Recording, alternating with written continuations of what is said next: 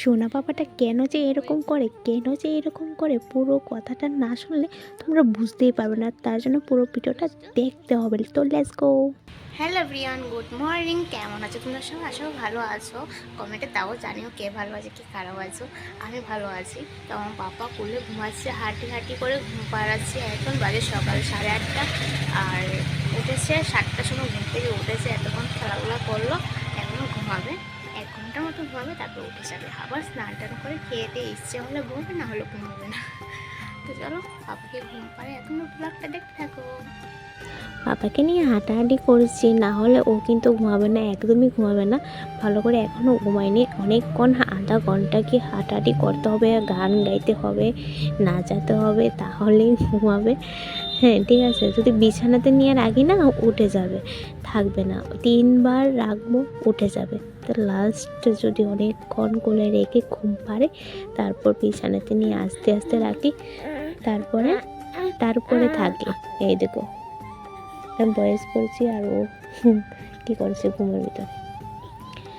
তো এটাই করছি। আর মা এদিকে রান্নাবান্না সামলাচ্ছে। আর এখন সকাল বাজে 9টা। ও ঘুম থেকে 4টার সময় উঠে যাবে, আর 3টার সময় উঠে যায় অনেক সময়। প্রায় সময় 4টার সময় উঠে তারপর খেলে টেলে, তারপর খাইটাই, আর তারপর আবার একটু সময় ঘুমায়, তারপর আবার 7টার সময় উঠে যায়। তারপর আর ঘুমাবে না। আবার ঘুমাতে 8:30 9টা এমন টাইমে ঘুম পাড়ো তো ঘুমিয়ে যাবে।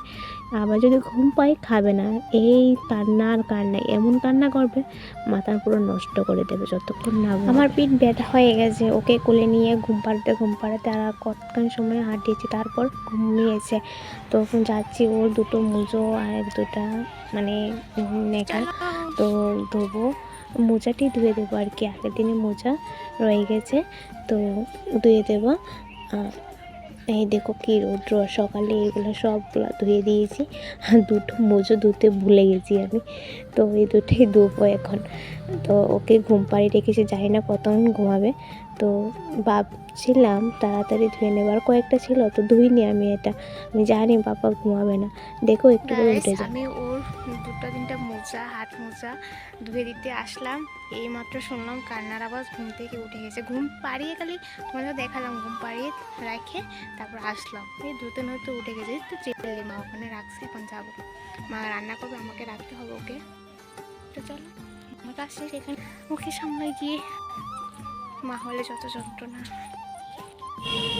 এই দেখো আমার পাপাটা কি দুষ্ট হয়েছে। আমি রান্নাঘরে ঘুম পাড়িয়ে রেখেছি, মা এই ঘরে আছে বলে, তো ওকে মা দেখতে পাবে। তো অন্য ঘরে ঘুম পাড়লে তো দেখতে পাবে না, ঠিক না?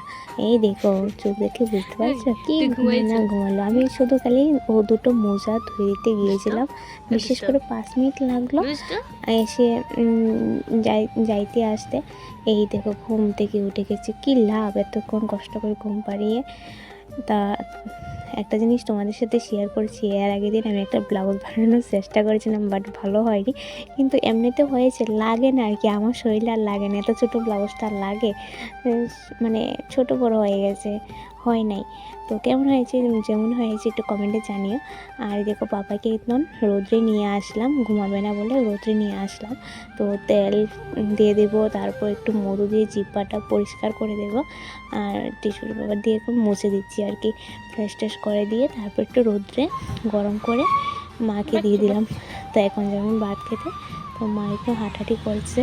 তো ওকে নাটকে কোনো শেষ নেই ওরা দুজনের। ও বাড়িতে উঠানে গেলে মানে সব দেখবে, মানে ঘুরে ঘুরে সব দেখা